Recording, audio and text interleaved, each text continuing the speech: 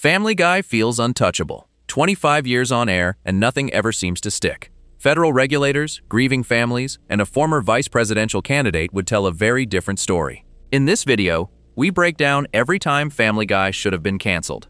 Section 1. Da Boom, and the show's first near cancellation, 1999 to 2000. Family Guy almost died before most of the country even knew its name. Long before boycotts, angry letters, and government complaints became part of the show's yearly routine, the cartoon nearly disappeared off the air completely during its second season, and the reason had almost nothing to do with the loud, organized campaigns that would define its later years. This early brush with cancellation came from a much quieter place, a mix of a single religious-themed episode, a harsh newspaper column, and a network that seemed unsure if it wanted the show at all. The story of Family Guy begins with a young animator named Seth MacFarlane, who studied at the Rhode Island School of Design in the middle of the 1990s. While he was there, he made two short animated films called The Life of Larry and Larry and Steve, both starring a slow-witted, overweight man and his talking dog. These shorts were shown on Cartoon Network as part of a late-night block of short cartoons, and they caught the attention of executives at Fox,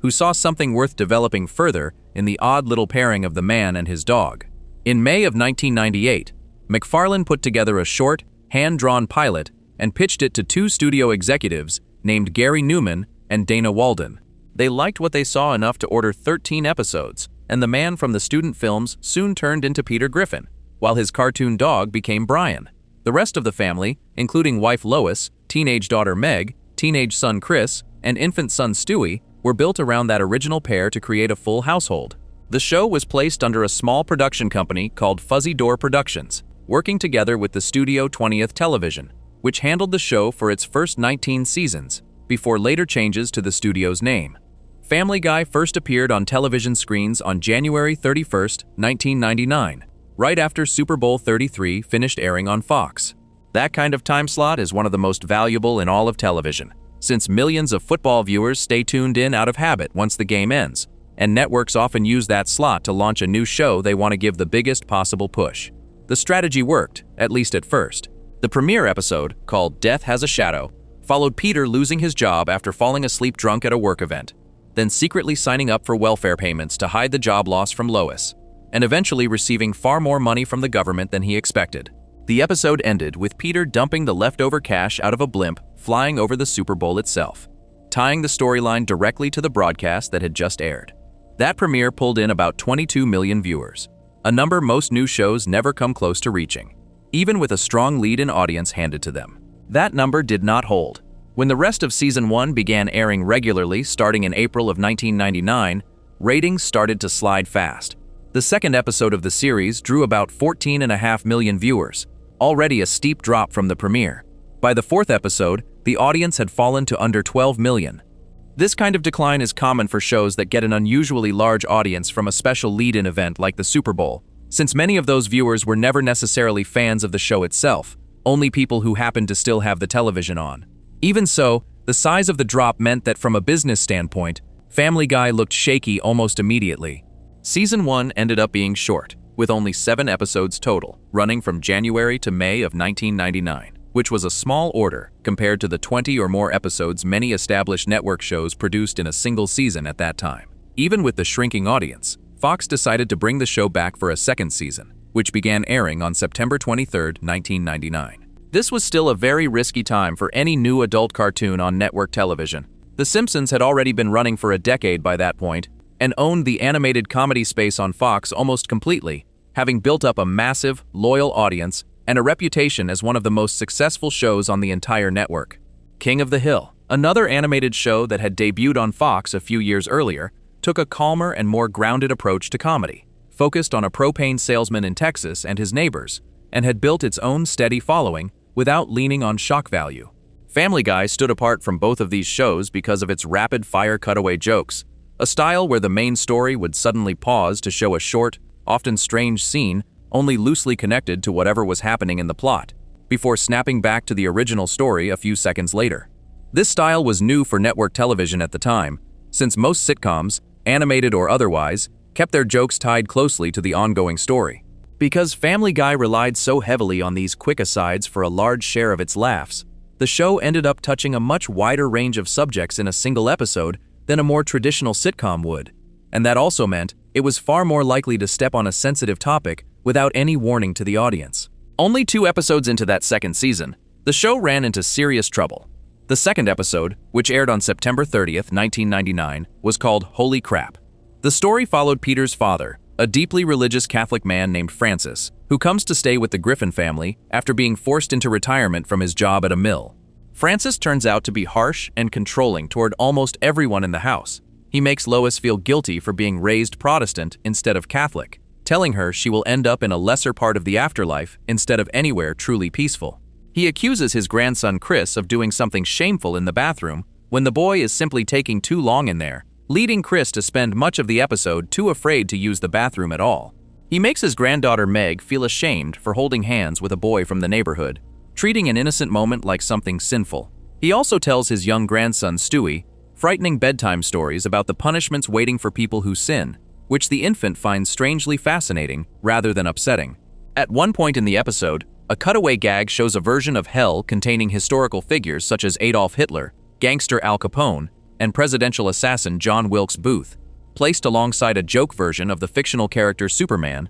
voiced by actor Patrick Warburton, in a nod to a commercial he had done a year earlier. By the end of the story, Peter becomes so desperate to win his father's approval that he actually goes and brings the real Pope, visiting nearby at the time in the story, back to the house so that his father will finally see him as a good and worthy son. The episode ends with father and son reaching an uneasy peace, but only after a full half hour built almost entirely around religious mockery aimed at a single, strict, judgmental Catholic character. This episode drew fast criticism from religious commentators, most notably from a writer named Brent Bozell III, a longtime conservative media critic who had founded a media watchdog organization years earlier and would go on to help start another prominent group focused specifically on television content soon after this period. In early October of 1999, just days after Holy Crap aired, Bozell published a column accusing the episode of being disrespectful toward Catholics and toward religious faith in general. His piece argued that network television regularly mocked religious characters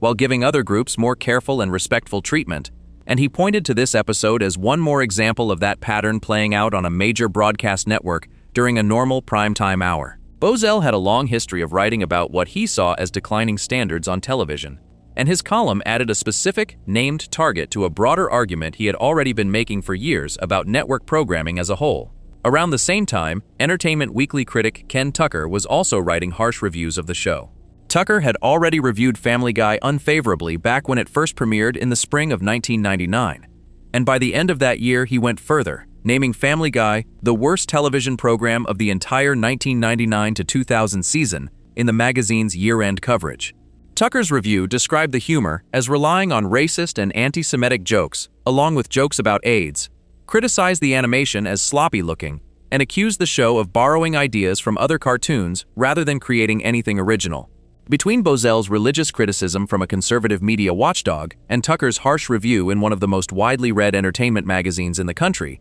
the young show was facing pressure from 2 very different directions within the same few weeks, one built around faith and decency, the other built around basic quality and originality. Fox's response came quickly and quietly. After airing only those first 2 episodes of Season 2, the network pulled Family Guy from its regular weekly schedule. At the time, Fox gave low ratings as the official reason for the move, and it is true that the show's audience numbers had never recovered after that first big Super Bowl crowd from the previous January. Still, the timing raised questions, since the decision came right after an episode that had drawn public criticism from a well-known media watchdog and a negative year-end review in a respected entertainment magazine. Whether declining ratings alone caused the pause, or whether the network also wanted to put distance between itself and a fresh religious controversy, Fox never gave a full public explanation connecting the 2 things directly. What is certain is that viewers who had been watching every week suddenly found the show missing from its usual time slot, with no clear announcement of when or if it would return, which left both fans and industry writers guessing about the show's future. The show did not vanish completely. In December of 1999, Fox aired a single additional episode called Da Boom, a story built around the Y2K scare that had much of the country nervous that year,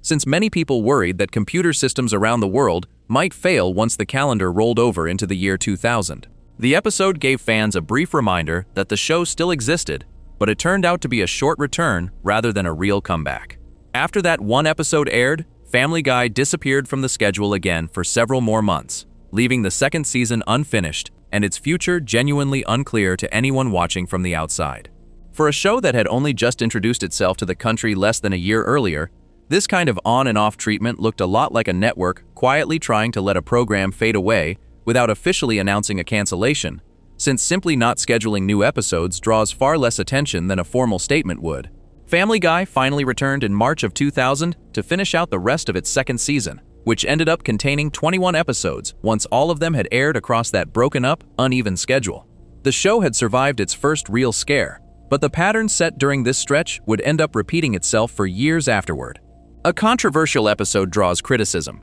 Ratings become the official reason given for any negative network decision that follows, and the show finds a way to hang on, despite predictions that its run is finished. This same period, and this same season 2, would go on to become the exact target of the next wave of organized pressure, and this time, the pressure would not come from a single newspaper column written by one critic. It would come from a group built specifically to track shows like this one and push networks to cancel them entirely, using a much more organized and public approach than anything Bozell or Tucker had done on their own. Before we move on, if you're enjoying this analysis, please consider subscribing. It helps the channel tremendously. That next wave was already forming during the very months Family Guy sat off the air. A letter was being prepared, one aimed straight at Fox's leadership, and it would mark the beginning of a much longer and far more public fight over whether this cartoon deserved a place on television at all. Whatever quiet damage control Fox thought it had managed with a few months of empty airtime was about to run into something far harder to make disappear. Section 2. The PTC Campaign Launch and Worst TV Show Streak, 2000 to 2007. Family Guy had barely finished crawling back onto the schedule to close out its second season when a much bigger and more organized threat started forming against it. This time, the pressure was not coming from a single newspaper critic or one angry columnist. It was coming from a group built specifically for this kind of fight, one with a mailing list, a mission statement, and a direct line of communication straight to network executives. In May of 2000, that group sent a formal letter to Fox, asking the network to cancel Family Guy completely, and this letter marked the start of a campaign that would follow the show for years afterward, long past the point where most people expected it to matter. The organization behind that letter was called the Parents Television Council, usually shortened to the PTC. It had been founded 5 years earlier, in 1995, by a conservative writer and activist named L. Brent Bozell III. Bozell had already built a reputation in conservative media circles through an earlier organization he started called the Media Research Center, a group focused on tracking what it saw as liberal bias in news coverage. The Parents Television Council began as a smaller project inside that same organization, focused specifically on entertainment television rather than news, built around the idea that sex, violence, and coarse language on primetime shows had grown out of control and needed public pressure to bring back in line. Bozell did not build the group alone. He worked with the entertainer Steve Allen, a well-known television host and performer from earlier decades, who lent his name and reputation to the new organization in its early years. Within just a few years, the group claimed hundreds of thousands of members on its mailing list, and by August of 2000, it had grown large enough to become its own separate legal organization instead of remaining a branch of the Media Research Center. The two groups formally split into fully separate operations the following year, with the Parents Television Council eventually setting up its main office in Los Angeles, closer to the entertainment industry it spent most of its time reviewing. The method the PTC used was straightforward and did not require lawsuits or government action in most cases. Staff members and volunteers would watch primetime shows, write up detailed descriptions of anything they considered inappropriate, and publish those descriptions through newsletters, website postings, and yearly reports ranking shows from best to worst for family viewing. The organization also encouraged its members to write directly to networks, to advertisers, and eventually to government regulators, applying steady pressure from every direction at once, rather than relying on one single approach. This structure meant that a show did not need to break any actual law to end up in the group's sights. It only needed to include content the PTC judged as harmful or inappropriate for children who might be watching, whether or not the show itself was intended for an adult audience in the first place. Family Guy became one of the group's most consistent and long-running targets, almost from the moment the PTC turned its full attention toward it. The May 2000 letter to Fox came directly on the heels of the show barely finishing its uneven, interrupted second season. The same season covered by the earlier controversy surrounding the episode about Peter's father and the kidnapped Pope. In its letter, the PTC argued that Fox should use the opportunity to end the show for good, pointing to what the organization described as strong resistance from advertisers along with weak ratings as reasons the network had little to lose by canceling it. This argument mirrored the same official explanation Fox itself had already been giving for pulling the show off its schedule earlier that year, which meant the PTC was essentially using the network's own stated business reasoning as ammunition to push for a permanent end to the series rather than just another temporary pause. Fox did not cancel the show in response to that letter, and Family Guy continued on for 2 more seasons before its original run finally ended in 2002, for reasons that had far more to do with ratings and scheduling than with any direct outside pressure campaign. Even so, the May 2000 letter set a pattern that would repeat itself again and again over the following years. Rather than treating Family Guy as a single show to be judged episode by episode, the PTC began treating it as a recurring symbol of everything the organization believed had gone wrong with primetime entertainment, something to be flagged, criticized, and held up publicly as an example almost automatically whenever a new list or report needed a clear villain. That pattern showed up clearly once the show returned from its full cancellation in 2005, brought back to the air after strong sales of the show on DVD convinced Fox there was still a large audience willing to watch. The PTC folded Family Guy into its yearly rankings of the worst shows on primetime television almost immediately. The organization named the show to its list of worst programs for family viewing in 1999 and 2000, then again in 2005 and 2006, years that lined up closely with periods when the show was either airing new episodes or freshly back on the air after its earlier cancellation. Across its full run, the PTC ended up naming individual Family Guy episodes Worst TV Show of the Week more than 40 separate times, a running tally the organization tracked and referenced repeatedly in its own materials as proof of the show's consistent problems. This was not a label applied once and forgotten. It became something closer to a standing feature of the show's public reputation, with new episodes regularly earning fresh versions of the same criticism year after year. The peak of this streak came when the PTC named Family Guy the single worst show of the entire 2006 to 2007 television season, a much bigger claim than simply flagging individual weak episodes here and there. Naming an entire season's worth of a show as the worst program on all of primetime television meant the PTC was placing Family Guy above every other option available across every network that year, treating it as the clearest possible example of what the organization believed television should not be doing. Around this same period, the PTC also targeted a live-action special connected to the show called Family Guy Presents, Seth and Alex's almost live comedy show, hosted by creator Seth MacFarlane alongside voice actress Alex Borstein, who provided the voice of Lois Griffin on the animated series. This special also earned the Worst TV Show of the Week label, with the PTC specifically pointing to jokes about sex, humor built around the Holocaust, mocking impressions of deaf people, and a heavy amount of bleeped-out profanity as the reasons behind the ranking. The fact that this label extended beyond the cartoon itself and onto a separate live-action project tied to the same creative team showed that the PTC's issue went beyond any single episode or storyline. It reflected a broader judgment about MacFarlane's overall sense of humor and the kind of content he consistently chose to produce across different formats. Beyond the yearly rankings and the running tally of worst episodes,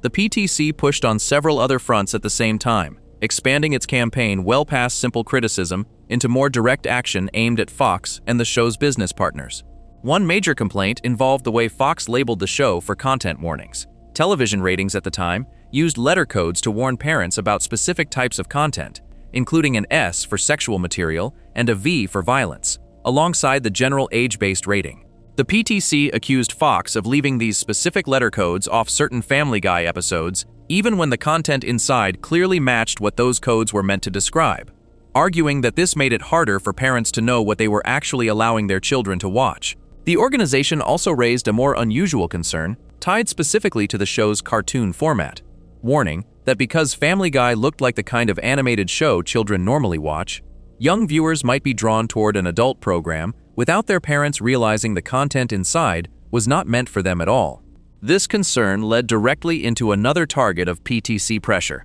which was Fox's decision to schedule Family Guy during early primetime hours in certain parts of the country. timing, the group argued, put the show in front of children who would normally still be awake and watching television at that point in the evening. The PTC did not limit its pressure to Fox alone. The organization also went directly after companies that advertised during Family Guy broadcasts, reasoning that cutting off advertising money was one of the most direct ways to make a network reconsider a show's future. Two of the most notable examples involved major, recognizable brands. The Wrigley Company, known for chewing gum and other candy products commonly associated with children, was specifically called out by the PTC and asked to reconsider running ads during the show, since the organization argued that a candy brand advertising during adult content sent a mixed and potentially confusing message. Burger King received similar treatment, with the PTC publicly asking the fast food chain to stop what it described as tasteless advertising practices tied to its sponsorship of the program.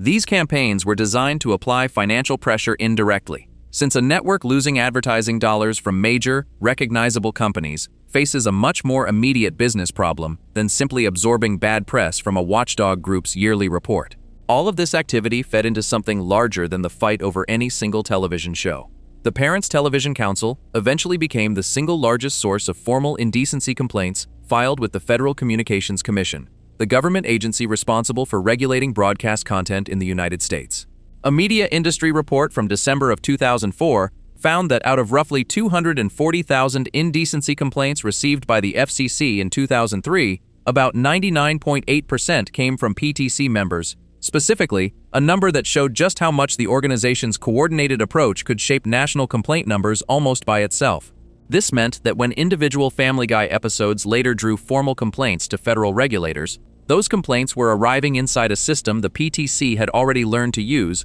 with enormous effectiveness, built through years of organizing its members around exactly this kind of direct, repeatable action. Bozell himself stepped down as president of the PTC in 2006, staying on as a member of the organization's board while handing day-to-day leadership over to a new president named Tim Winter. This leadership change did not slow down the group's attention toward Family Guy in any meaningful way, since the show continued appearing in PTC materials and complaints for years afterward under Winter's leadership as well. What did eventually shift, in a turn that stood in sharp contrast to the tone of the earliest years of this fight, was the personal relationship between the two sides. By 2019, reporting on the two men noted that Winter and McFarlane had developed something close to an actual friendship, a strange ending point for a conflict that began with formal letters demanding cancellation and years of public name-calling in both directions. This later friendliness did nothing to erase the earlier record, though, since by that point, Family Guy had already spent close to 2 decades appearing on worst show lists,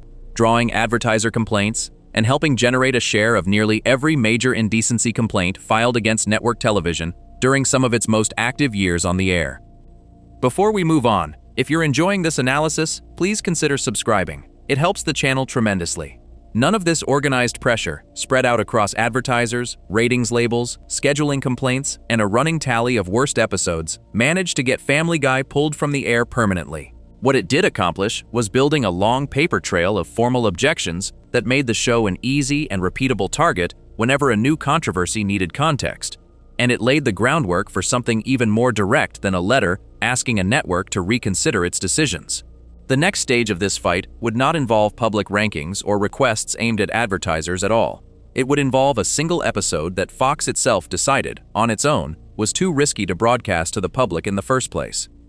Section 3. The episode Fox refused to air, 2000 to 2004. Every episode of Family Guy covered so far eventually made it onto television screens. Even the ones that drew angry letters, bad reviews, or organized campaigns asking for the show to be canceled. One episode broke that pattern completely. It was finished, fully animated, voiced by a well-known cast of guest stars, and ready to broadcast, and Fox still refused to put it on the air. That episode was called When You Wish Upon a Weinstein, and it sat unseen by the general public for close to 3 full years before anyone outside the production team got to watch it. The episode was produced in the year 2000, during the same stretch of time already covered by the show's rocky second season, when Family Guy was still fighting for a stable place on the schedule, and had already survived one unannounced pause earlier that year. Rather than airing right away as originally planned, the episode ended up shelved by the network before it ever reached viewers. It would not surface again until years later, and by the time it finally did air in any form, it had been folded into the show's 3rd season instead, eventually placed as the 22nd and final episode of that season, making it the 50th episode of the series overall. The episode was written by Ricky Blitt and directed by Dan Povenmire, both members of the show's regular creative team during this period. And it featured a guest cast that included actor Peter Riegert voicing a character named Max Weinstein, and commentator and actor Ben Stein voicing a character called Rabbi Goldberg, along with brief appearances from Mark Hamill and television personality Ed McMahon. The story of the episode centers on a financial mistake made by Peter Griffin. Early in the episode, Peter hands over Lois's rainy day savings, money the family had been setting aside for emergencies, to a traveling salesman offering what he claims is volcano insurance, a completely useless product given that the family lives nowhere near an active volcano. Lois becomes furious once she realizes what Peter has done with money the family genuinely needed, and the story kicks into motion when Peter meets a Jewish accountant named Max Weinstein, who steps in and helps the family get their money back from the con artist. Grateful and impressed by how quickly Weinstein solves the problem, Peter starts to form the idea that being Jewish is somehow directly connected to being good with money and successful in life in general. Rather than keeping this idea to himself, Peter decides his teenage son Chris would benefit from converting to Judaism as fast as possible, reasoning that the religious change alone would set Chris up for future success. This leads Peter to arrange a rushed bar mitzvah ceremony in Las Vegas, moving forward with the plan quickly and without much thought for what the ceremony is actually supposed to mean. Lois attempts to stop the plan, arguing that success in life comes from effort and character rather than religious background, setting up the central disagreement that runs through the second half of the episode. Along the way, Peter also breaks into a full musical number built around his sudden desire to have a Jewish friend and financial advisor of his own, a song that would later become the single most consequential few minutes of dialogue the show ever produced, for reasons that had nothing to do with a television audience. Fox network executives reviewed the finished episode before its planned broadcast and made the decision to pull it from the schedule entirely, a step the network had not taken with any earlier Family Guy episode, even ones that had already drawn public criticism, like the episode involving Peter's father and the kidnapped Pope. The concern centered on how the episode's jokes about Judaism, wealth, and religious identity might be received, with network standards staff worried that certain lines and stereotypes in the episode could be seen as reinforcing harmful ideas about Jewish people rather than simply making fun of Peter's own ignorance, which had generally been the intended target of the humor. Rather than editing the episode down and airing a shortened version right away, the way many controversial episodes are handled in television, Fox chose to hold the entire episode back completely, leaving it finished but unseen while the rest of the season continued airing around it. This decision came at an especially difficult moment for the show as a business. Family Guy was formally canceled by Fox in 2002, ending its original run after only 3 seasons, a move driven mainly by ratings numbers rather than any single controversy. For a while, it looked like the network had simply moved on from the series entirely, and the unaired Weinstein episode looked as though it might never see daylight in any form, buried alongside a canceled show that no longer had any new episodes in production. That changed once Fox and its home video division noticed something unexpected happening after the cancellation.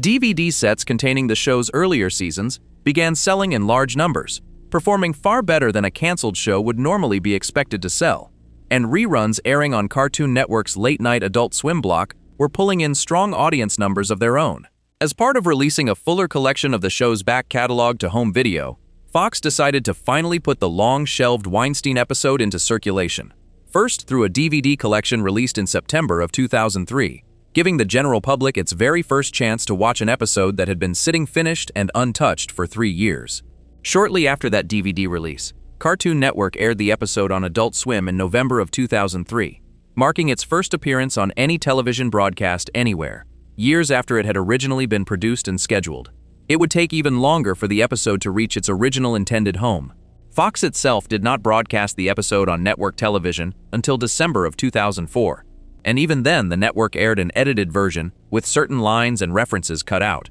rather than the full uncut version that had already circulated on DVD and cable by that point. This meant that for anyone tracking the episode's full journey, the order of events ran almost backwards compared to how a normal episode reaches an audience.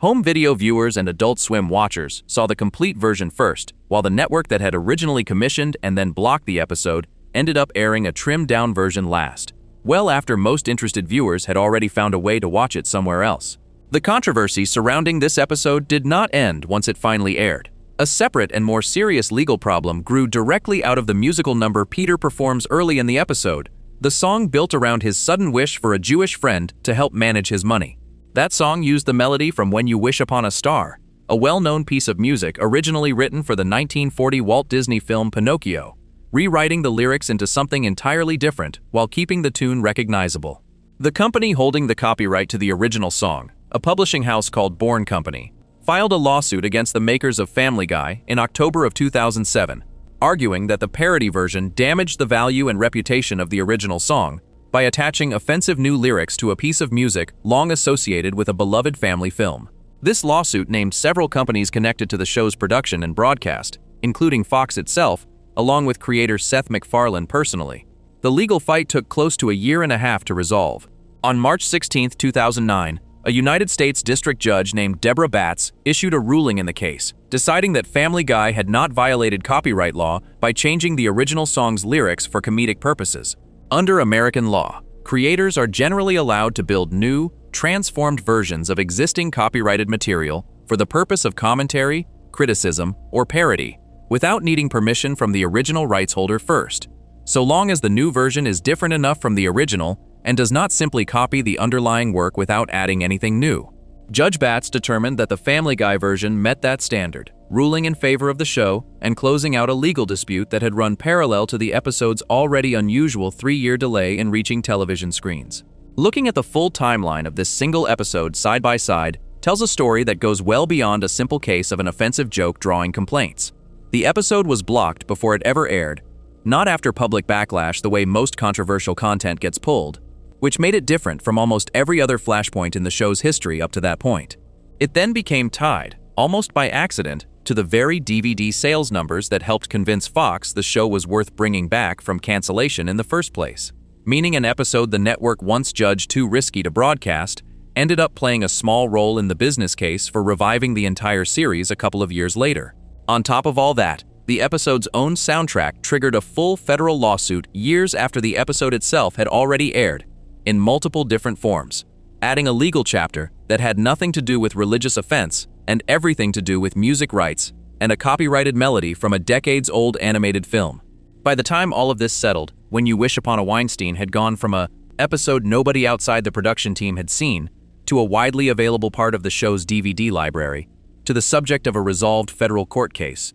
all without ever generating the kind of sustained public protest that some of the show's other controversial episodes would go on to produce. Many viewers who eventually watched the episode once it became widely available found its actual content fairly mild compared to its reputation, especially once compared against material the show would produce in later years. Still, the fact remains that this episode holds a specific and unusual place in the show's history as the one instance where the network itself, acting entirely on its own judgment and without any outside pressure campaign forcing its hand, decided a finished episode was too risky to show the country at all. Before we move on, if you're enjoying this analysis, please consider subscribing. It helps the channel tremendously. That instinct to hold back and second-guess a finished piece of content would not last. Within just a couple of years of finally getting this delayed episode onto the air, Family Guy would produce a single scene inside a completely different episode that Fox let broadcast without hesitation. One built around a much more painful and immediate, real-world subject than religious stereotyping, and this time, there would be no 3-year delay standing between the joke and the audience watching it unfold in real time. Section 4. The Song That Turned a Diagnosis into a Joke, 2005. Family Guy had already survived a canceled series, a 3-year delay on a finished episode, and years of letters from a media watchdog group by the time it returned to the air in the middle of 2005, with brand new episodes. The show came back on May 1, 2005, driven largely by the strong DVD sales and steady cable reruns that had convinced Fox a canceled cartoon still had a paying audience willing to watch. Only a handful of weeks into this comeback season, one new episode turned into one of the most talked about half hours the show had ever produced, and the reason had almost nothing to do with its actual main story. Inside an otherwise well-regarded episode sat a single short scene, lasting only a matter of seconds, that led directly to organized protests from a completely new kind of group the show had not faced criticism from before. The episode in question was called The Cleveland Loretta Quagmire, the 5th episode of the 4th season, which aired on Fox on June 12, 2005. The core story followed Cleveland Brown, one of the Griffin family's neighbors, discovering that his wife Loretta was having an affair with another neighbor, Glenn Quagmire. The episode opens on a much lighter note, with the Griffins and their neighbors spending a day out on a boat, playing a game of charades that ends with Joe Swanson nearly drowning after falling overboard while acting out a clue. Nobody on the boat knows how to perform emergency first aid, which convinces Lois that the whole group needs to take a class on how to respond to a medical emergency. It is during this same stretch of episodes that Peter and Brian first stumble onto Loretta's affair by accident, walking into Cleveland's house and finding her with another man. Rather than telling Cleveland the truth quietly and directly, Peter insists on being the one to break the news himself, bragging that he has a natural gift for delivering bad news in a way that spares people's feelings. The episode moves through the fallout of the affair in a fairly serious way for a show built around comedy, showing Cleveland's marriage falling apart, his decision to move in with the Griffins after Loretta forces him out of the house,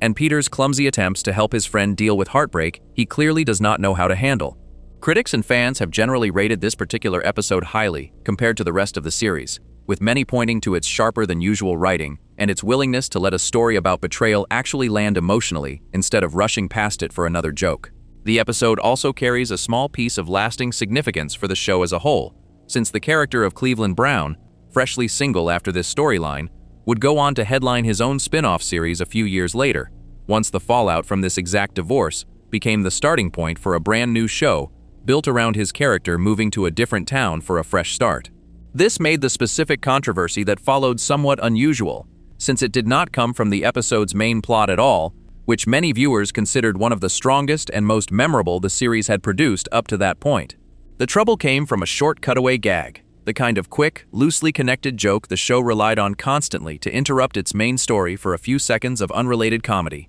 before snapping back to the plot. This particular cutaway was triggered by that same small moment where Peter claims he has a special talent for delivering bad news to people in a gentle, caring way, a claim nobody in the room actually asked him to prove. To back up his own boast, the show cuts away from the main story entirely and shows Peter standing in a hospital room, joined by 3 other men forming a full barbershop quartet, the kind of old-fashioned singing group known for tight harmonies and matching striped outfits, usually associated with cheerful, old-timey music performed on street corners rather than anything serious or medical. Together, the 4 of them deliver a full musical number to a patient lying in the hospital bed, informing him through cheerful, upbeat singing that his test results have come back showing a complete and confirmed case of AIDS. The scene plays the news exactly like a light-hearted stage performance, complete with harmonized voices, hand gestures, and a bouncy melody, treating one of the most serious and painful health diagnoses a person can receive as though it were a cheerful surprise announcement delivered at a birthday party.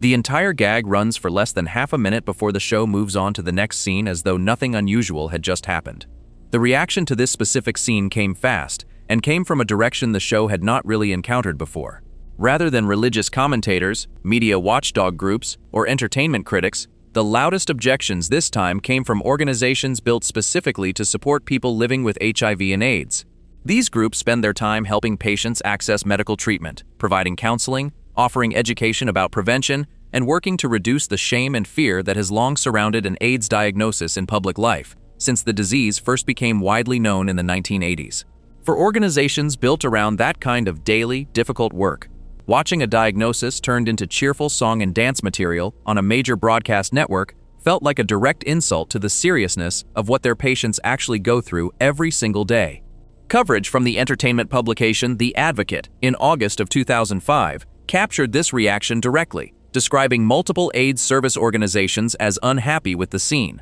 noting that groups already stretched thin trying to help real patients did not find the joke funny in the slightest. This was one of the first times in the show's history that a specific interest group tied to a health condition, rather than a religious group or a media standards organization, organized public criticism aimed squarely at a single scene rather than an entire episode or an entire season. The backlash extended beyond immediate news coverage into broader cultural commentary about the show as a whole. In a 2006 book called The Decency Wars, author Frederick S. Lane examined what he saw as a decline in television standards across several popular sitcoms of the era, and he specifically pointed to Family Guy as an example of a show built around exploring the darker and more uncomfortable corners of family and social life, rather than shying away from them the way earlier generations of primetime comedy generally did. The AIDS scene fit clearly into the kind of content Lane was describing in his book, since it took a subject most television comedies avoided entirely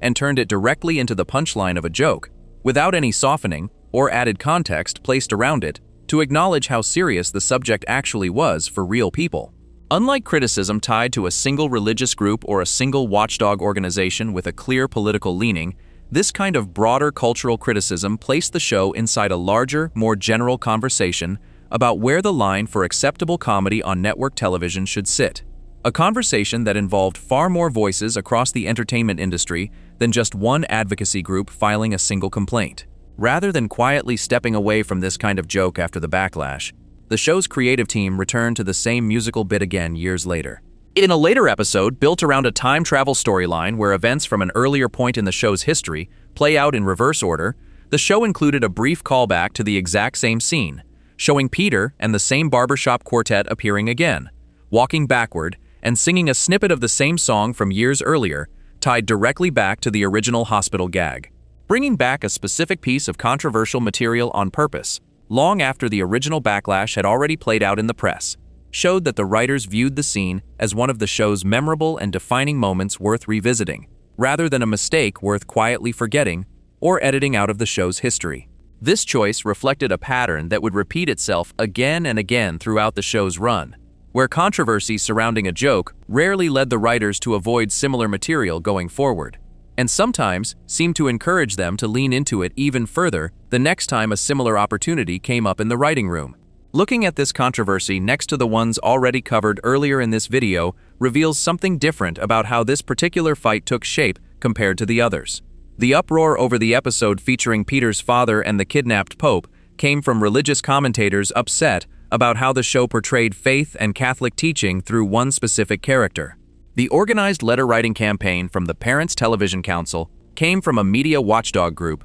focused broadly on decency standards across all of primetime television, not tied to any single medical or health-related cause at all. The years-long delay on the episode about Peter's Jewish accountant friend came from Fox's own internal standards staff worried about how stereotypes might land with a general audience, a decision made entirely inside the network before any outside group even had a chance to see the finished episode and react to it. The AIDS barbershop quartet scene introduced yet another kind of critic entirely, one rooted in the daily, practical work of caring for people living with a serious illness, reacting not to a joke about religion or business behavior, but to a joke that treated a life-changing medical diagnosis as a punchline delivered with a smile. Each of these controversies pulled from a different well of public frustration, showing that the show's ability to upset people did not come from one single kind of joke or one single kind of target, but from a willingness to reach into almost any painful or sensitive corner of real life and turn it into material for a laugh. This particular scene also marked an early example of something that would become far more common for Family Guy as the years went on,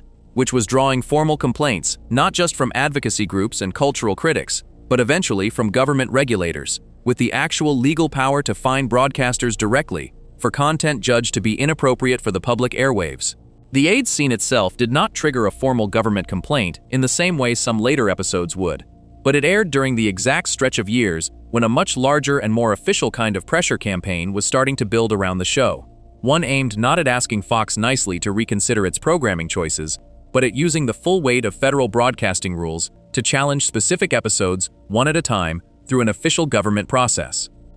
Before we move on, if you're enjoying this analysis, please consider subscribing. It helps the channel tremendously. That shift toward formal government complaints was already beginning behind the scenes, and it would soon put the show face to face with the very agency responsible for policing what could be shown on public airwaves.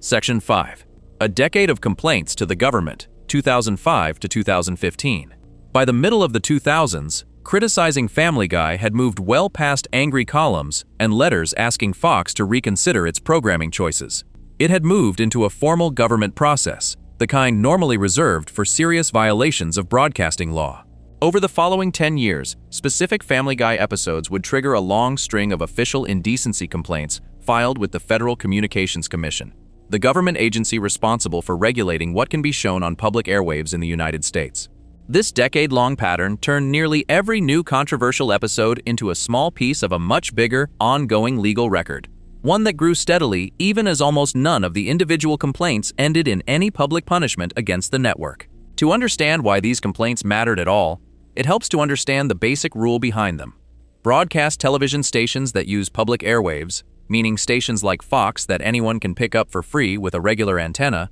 operate under stricter content rules than cable channels that people pay to subscribe to. Under federal law, stations are not allowed to air material considered indecent during daytime and early evening hours, when children are more likely to be watching, generally covering the hours between 6 in the morning and 10 at night. Anyone who believes a specific broadcast crossed that line can file a complaint with the FCC, which then reviews the material and decides whether it counts as a violation serious enough to punish. In practice, this process became one of the most direct tools available to groups unhappy with a specific piece of content, since it did not require convincing a network to change its mind voluntarily. It only required convincing a federal agency that a rule had actually been broken. The very first formal indecency complaint tied to Family Guy followed a January 2005 rebroadcast of an episode called "And the Wiener Is," which had originally aired the year before. A viewer, or group of viewers, filed a complaint arguing the episode's content crossed the legal line for indecency. This complaint worked its way through the review process for more than a year before the FCC issued its official decision on March 15, 2006.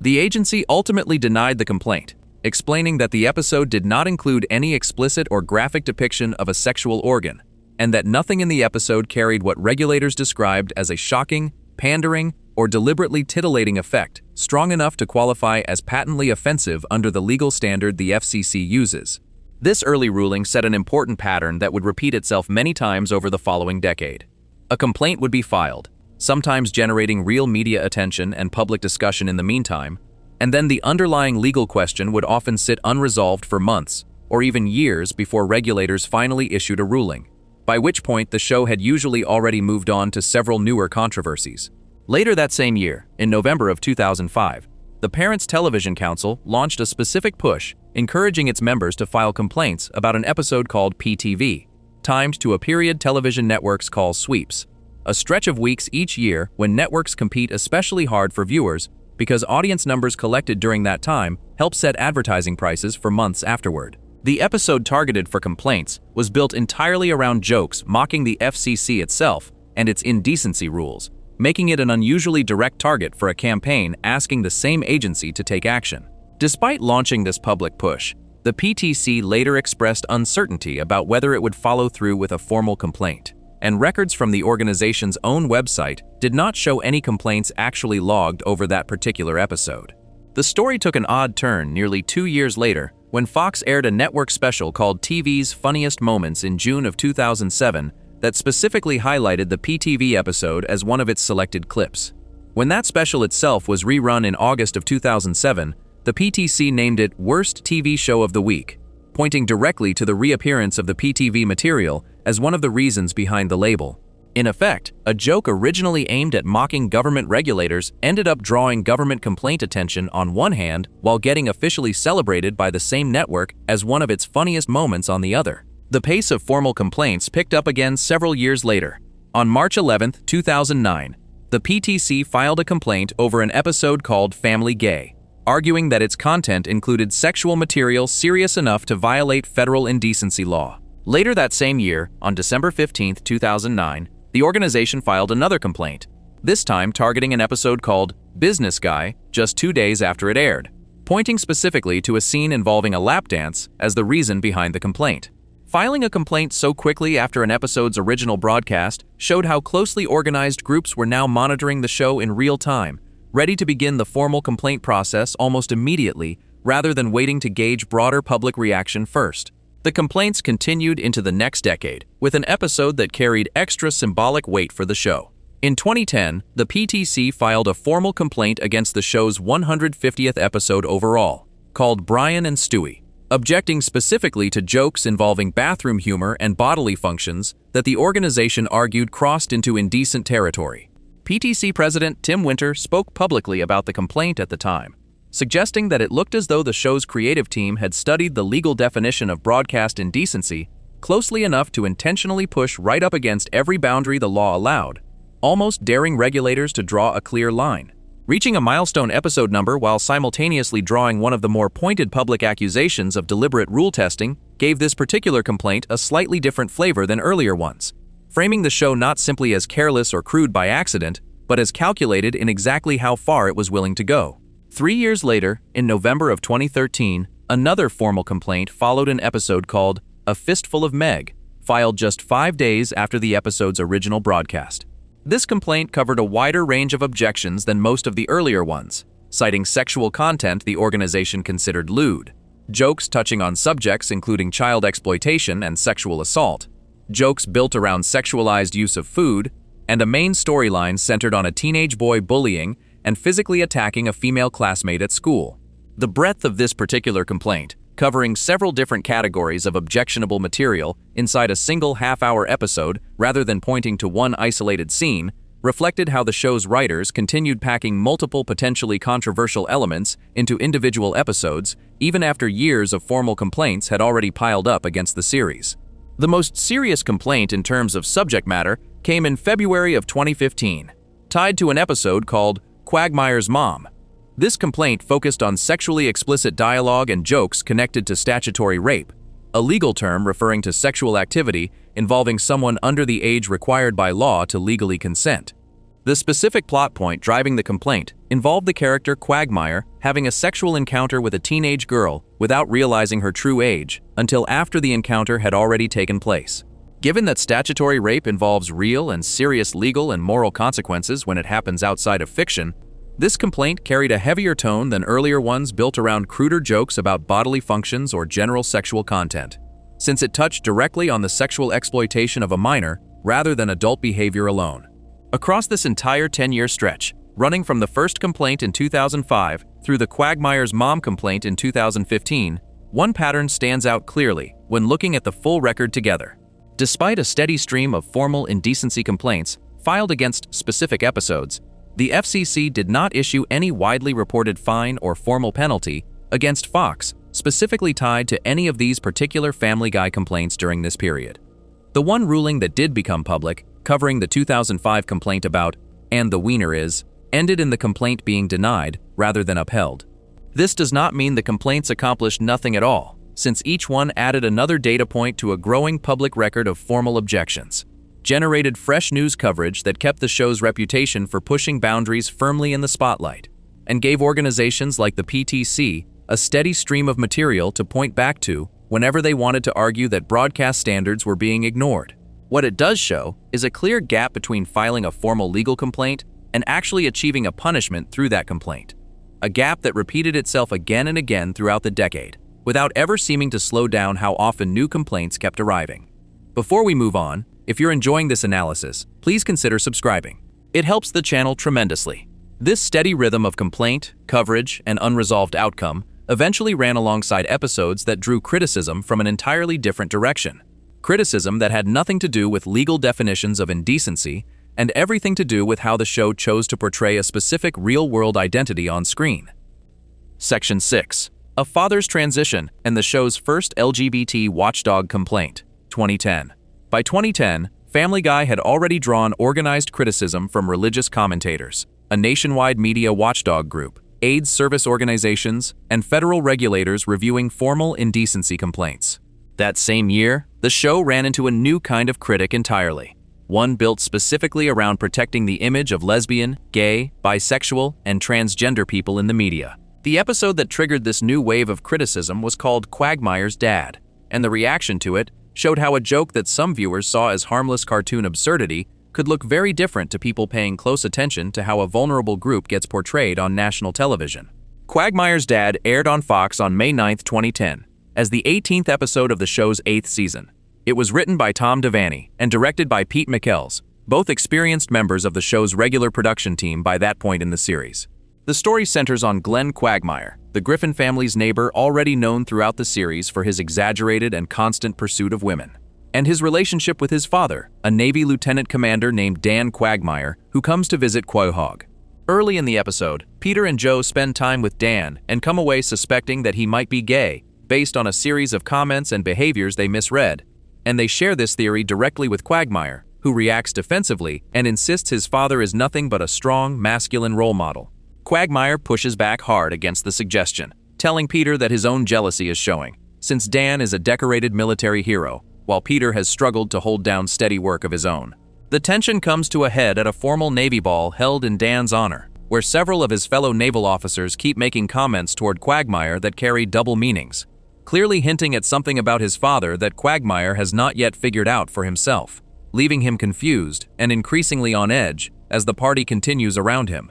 Confronting his father directly, Quagmire finally learns the truth, though not the one he and his friends had guessed. Dan first gives his word that he is not gay, which briefly reassures his son, before adding that he identifies as a woman living inside a man's body, and that he plans to undergo a surgery while he is in town that will let his body match how he has felt on the inside for a long time. Quagmire reacts with clear distress to this news, struggling to process the idea that his father, a figure he had always described with pride as a tough military hero, identifies as a woman rather than a man. Despite his discomfort, the episode moves forward with the surgery, which Peter accompanies Quagmire to at Lois's suggestion, so that his friend does not have to sit through the experience alone. The story presents the surgery as successful, with the doctor character emerging from the operating room covered in blood but confirming that everything went well, and showing Dan afterward under a new name, Ida, along with a noticeably different physical appearance built around traditionally feminine features. Peter and Lois offer support to Quagmire through this adjustment,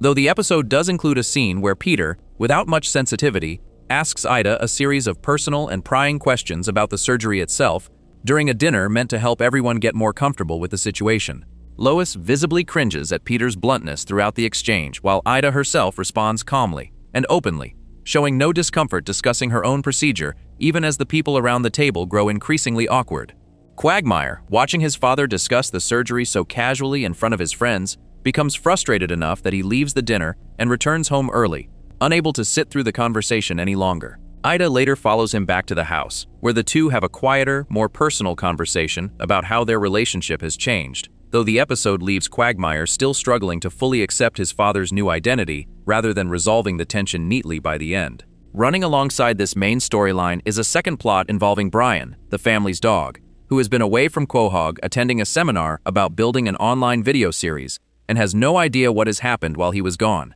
On his way back into town, Brian stops at a hotel bar, where he meets Ida without knowing anything about her background, and the two spend the evening together talking and drinking, before ending up in her hotel room together. The next morning, Brian excitedly tells Peter and Lois about the woman he spent the night with, showing them a photo on his phone, only to be met with immediate laughter from both of them once they realize who Ida actually is. Brian initially assumes their laughter comes from jealousy, insisting he has finally found what he calls a real woman, which only makes Peter and Lois laugh even harder at his confusion. Brian remains unaware of the full situation until Stewie later explains it to him directly, at which point Brian reacts with a prolonged and exaggerated bout of vomiting, a physical reaction the show plays for comedy as his way of processing what he has just learned about his own recent night together with Ida. The episode ends with Brian slamming the front door in anger after directing an insult back at Quagmire, closing out both storylines on a note of unresolved tension rather than a clean, comfortable ending for either character.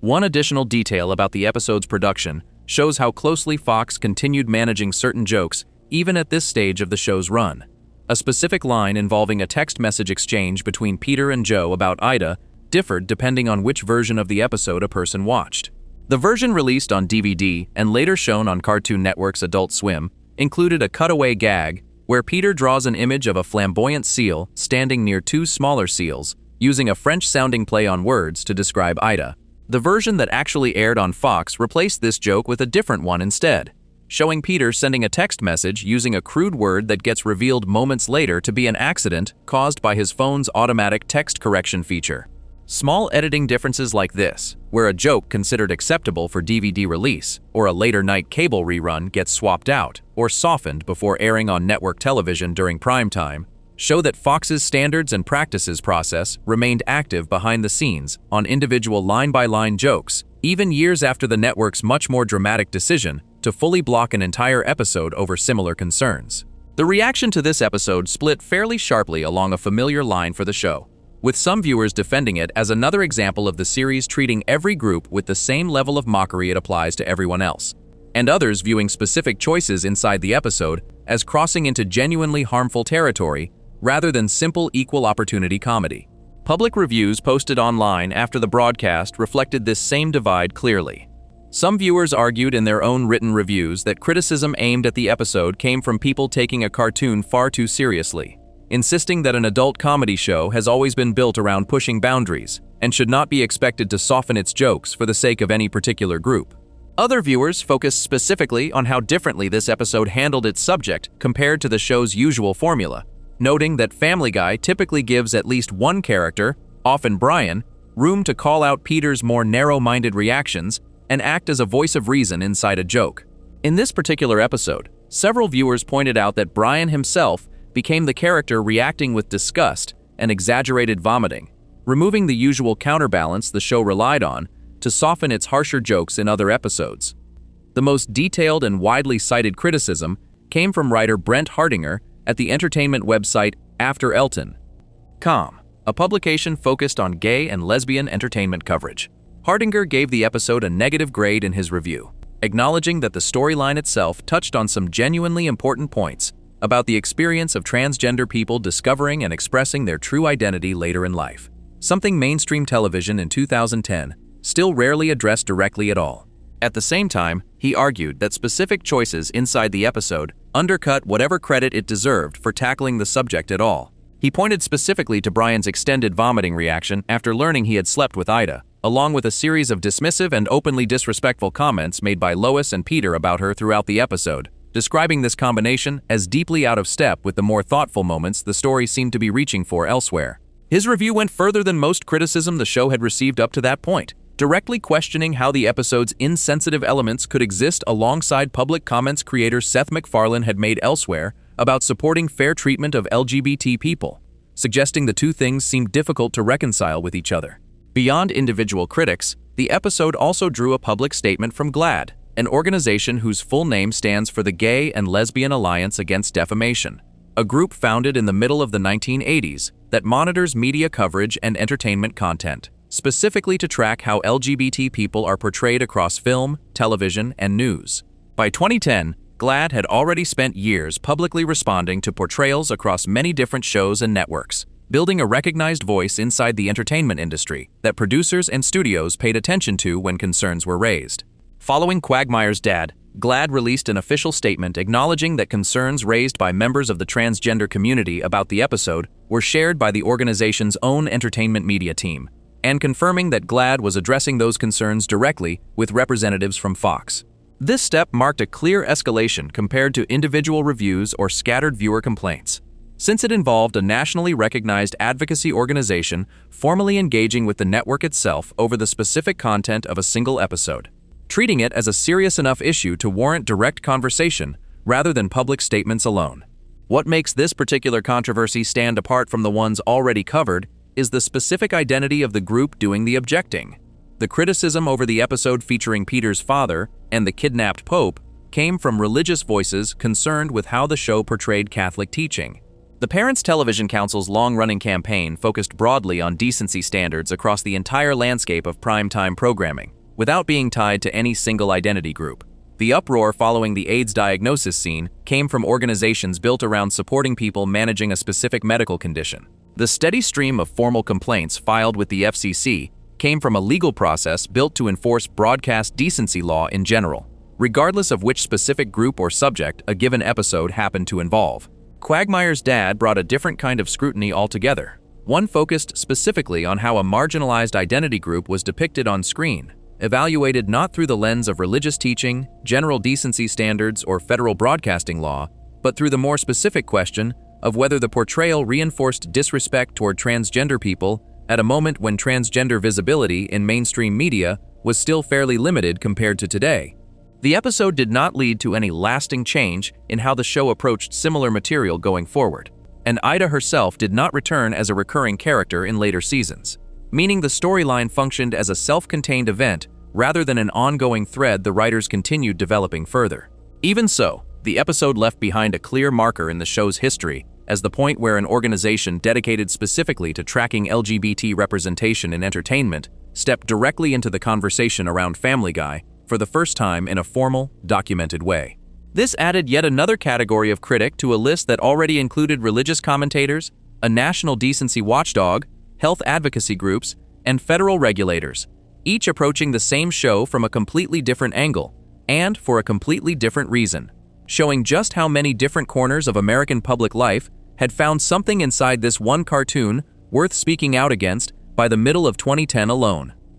Before we move on, if you're enjoying this analysis, please consider subscribing. It helps the channel tremendously. Just months before this particular episode aired, another Family Guy storyline had already stirred up a very different and even more personal kind of controversy. One that pulled in not just an advocacy organization speaking on behalf of a community, but a sitting American politician speaking directly and publicly about her own family.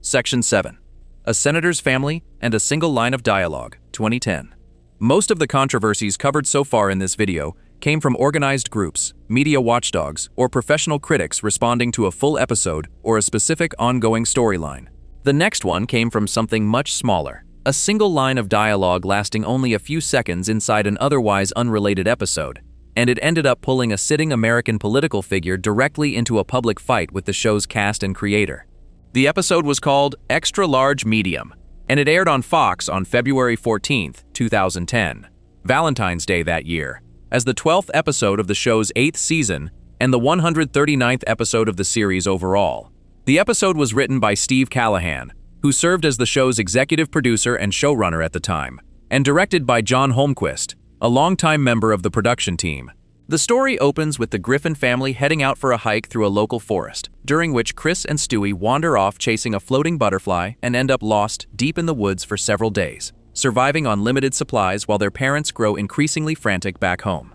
With no sign of the boys and traditional searching turning up nothing, Lois grows desperate enough to visit a psychic medium named Estelle, who assures her that the boys are safe and will be found soon. Not long afterward, the two children are rescued by a recurring character named Bruce and returned safely to Quahog, closing out the immediate crisis but doing nothing to slow down Lois's newfound fascination with psychic powers. She begins repeating Estelle's vague predictions as though they carry serious weight,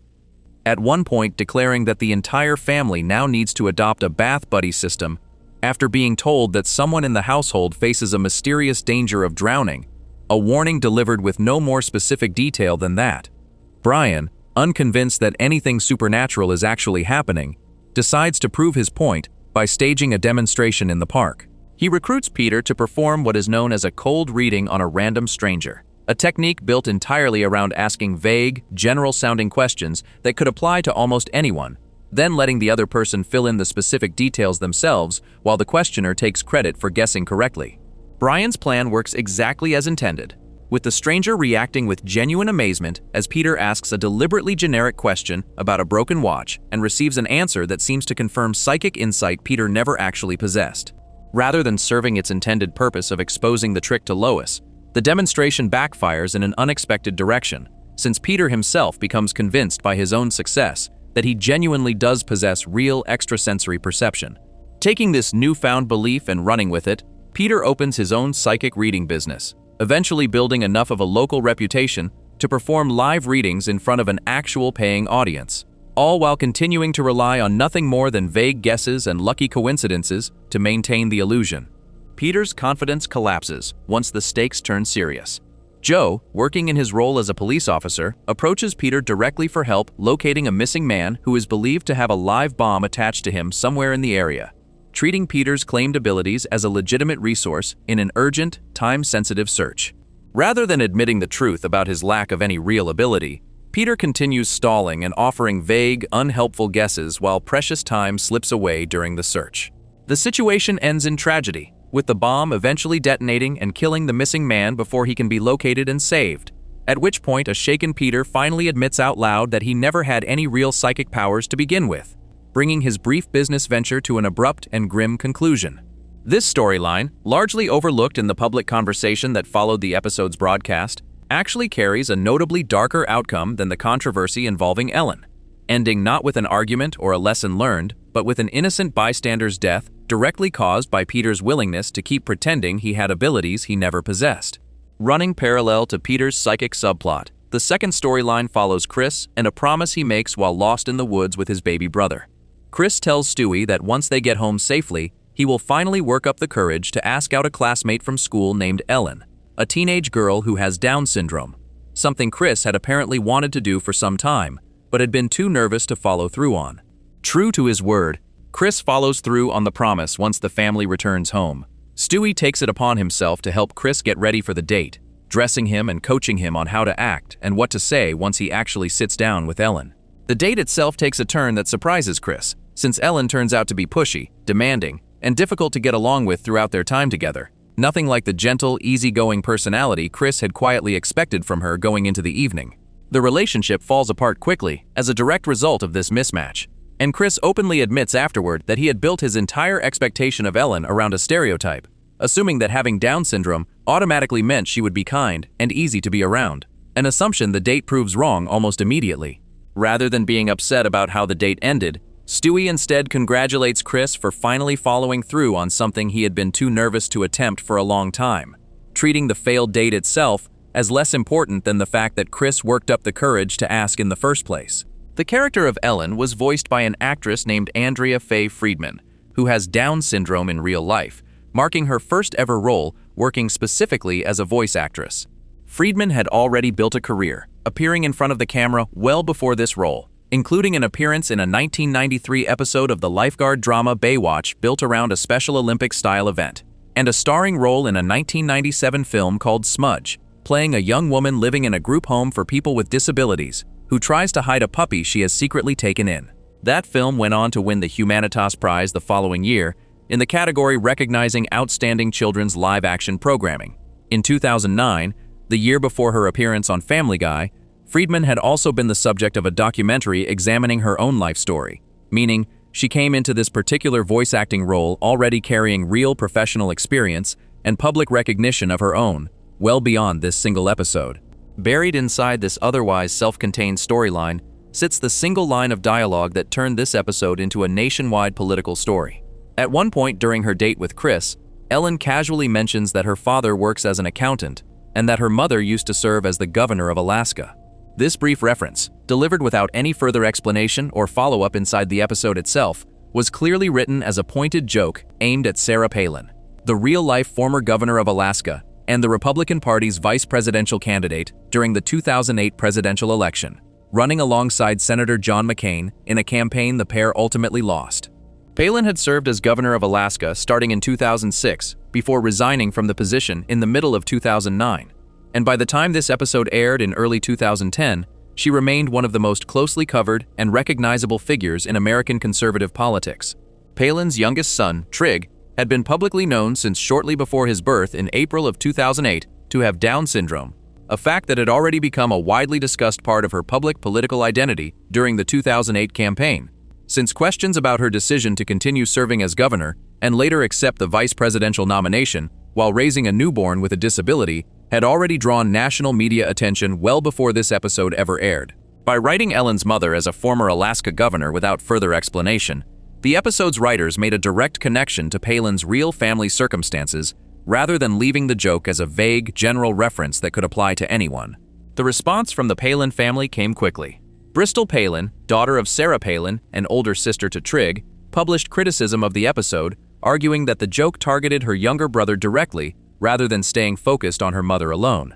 Bristol herself had already become a nationally recognized figure in her own right during the 2008 campaign, after her own teenage pregnancy became a widely covered part of the same election cycle that first introduced her mother to the national stage, meaning both mother and daughter were already familiar names to television audiences well beyond Alaska politics by the time this new controversy began. Sarah Palin herself went further than her daughter, addressing the controversy in a television interview on The O'Reilly Factor, a program hosted by Bill O'Reilly, where she described the people responsible for the episode as cruel and cold-hearted individuals. This was a striking moment in the show's history, since it marked one of the only times a nationally recognized American political figure spoke publicly and personally about a specific piece of Family Guy content, treating the episode as a direct attack on her own family rather than general entertainment industry criticism aimed at the show as a whole. Seth MacFarlane responded to the growing controversy by defending the episode's approach,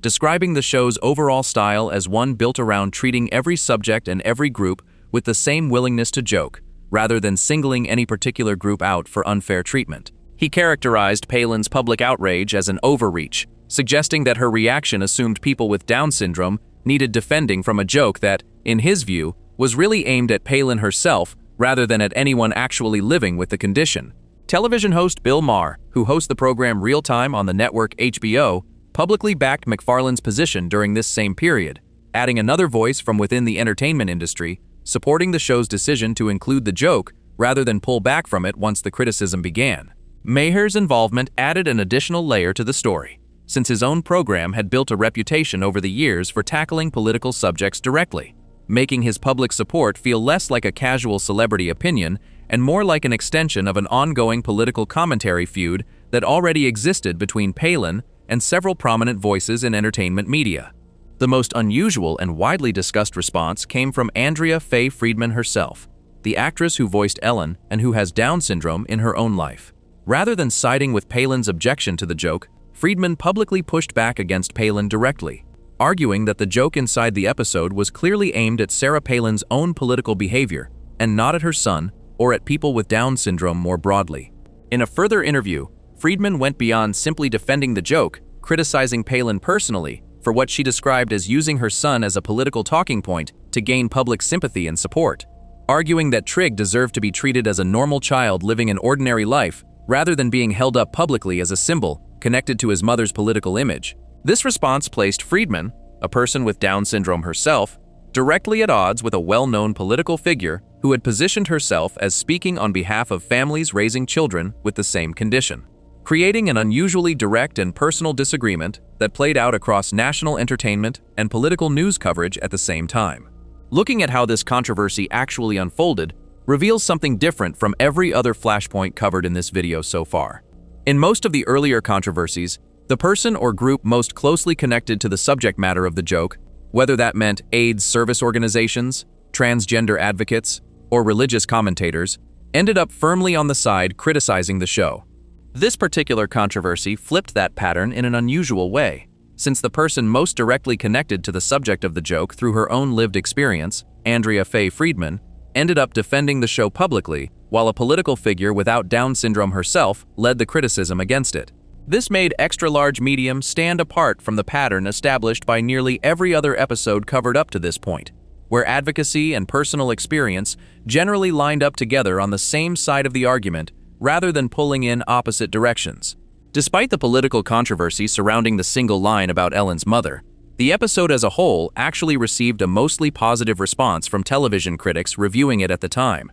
with many specifically praising the storyline involving Chris and Ellen for avoiding the more predictable, overly sentimental approach many shows take when writing a character with a disability. Rather than presenting Ellen as automatically sweet, patient, or endlessly kind simply because of her diagnosis, the episode gave her a fully formed and somewhat difficult personality of her own, letting the joke and the emotional beat of the episode come from Chris confronting his own assumptions rather than from Ellen's condition itself. Several reviewers pointed out that this approach, whatever its flaws, at least treated Ellen as a character capable of being unpleasant and complicated in her own right, rather than reducing her entirely to her diagnosis the way many other television portrayals of characters with disabilities tended to do during this same period. According to Nielsen ratings, the tracking system used across the television industry to measure how many households watch a given broadcast, the episode was viewed in about 6.42 million homes during its original airing, a solid number for the show during that period of its run.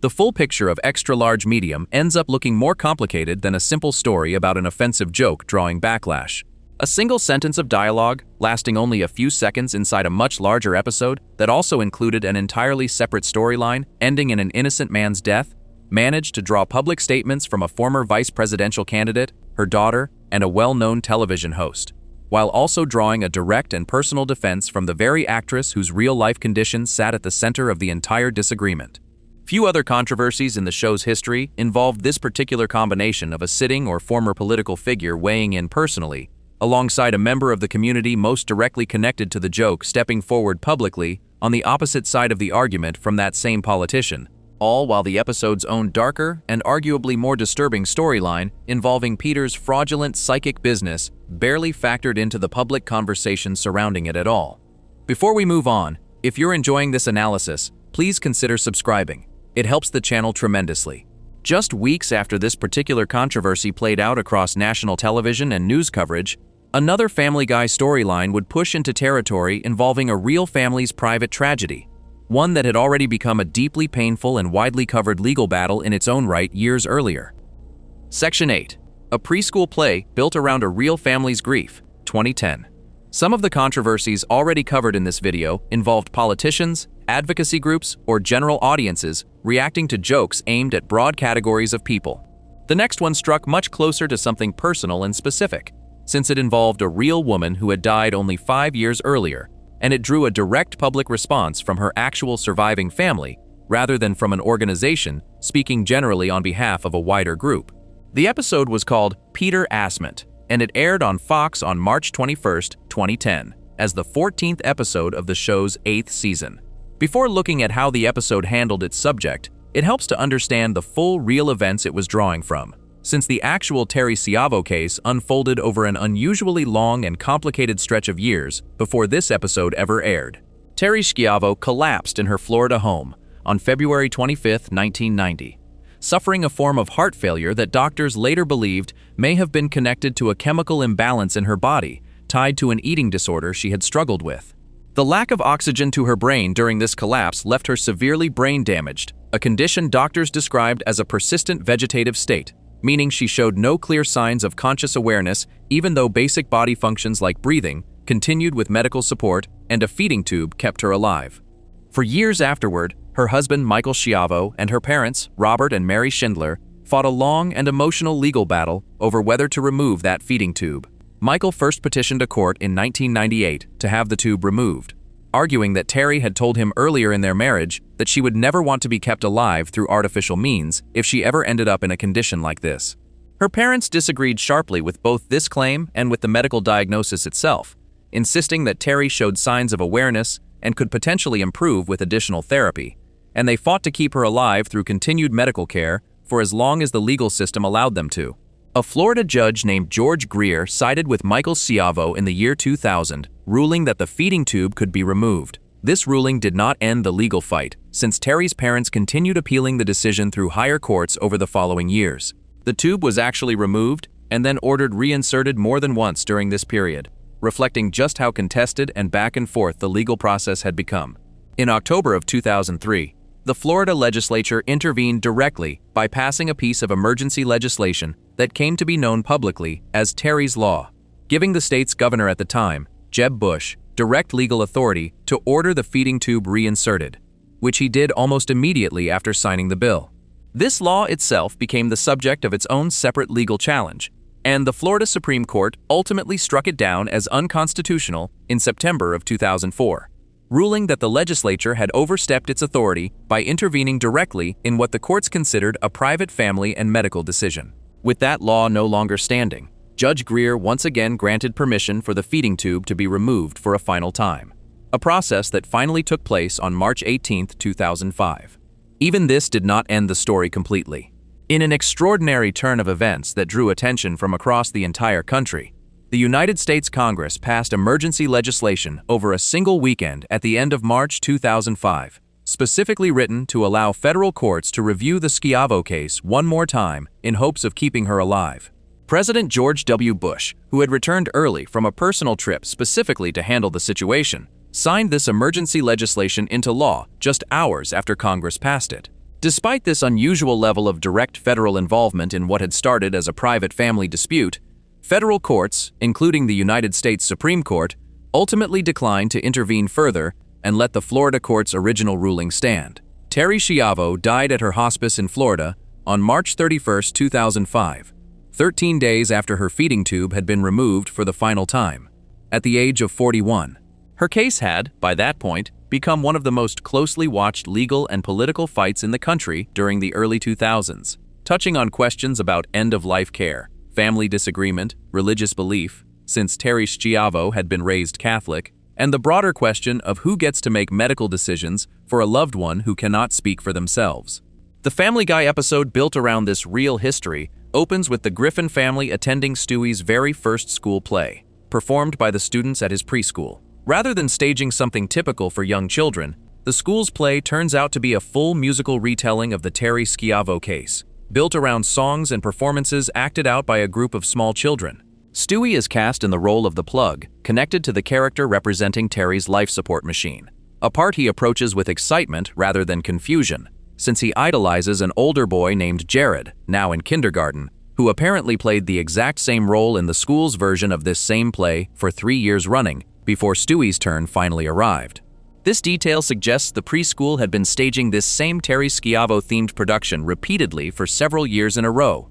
treating it as an established annual tradition rather than a one-time idea, which is an unusual detail for the writers to have built into the fictional world of the show, given how recent and painful the real events still were at the time. The play's central musical number carries the title Terry Schiavo is Kind of a Live-O, built around cheerfully rhymed lyrics describing her medical condition set to an upbeat, playful melody performed by a cast of small children dressed in costume. When Stewie's own moment to perform finally arrives, he freezes completely, overwhelmed by stage fright in front of the watching audience, and the scene ends with him crying and wetting himself in front of everyone rather than delivering his part of the performance. While filming this play, Peter notices actor Richard Dreyfuss sitting in the audience, having come to watch his own nephew perform in the same production, and begins recording and pestering him with his camera instead of continuing to film his own son's performance. Dreyfuss, playing an exaggerated and irritated version of himself for the joke, tries repeatedly to get away from Peter's camera and his string of questions about what a recognizable movie star is doing sitting in a small-town preschool audience in Quahog.